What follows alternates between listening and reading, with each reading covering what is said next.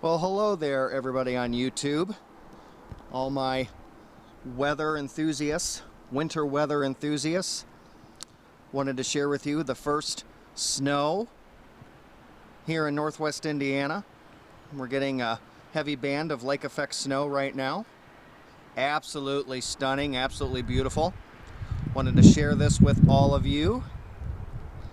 First snow of the season. It's December 9th.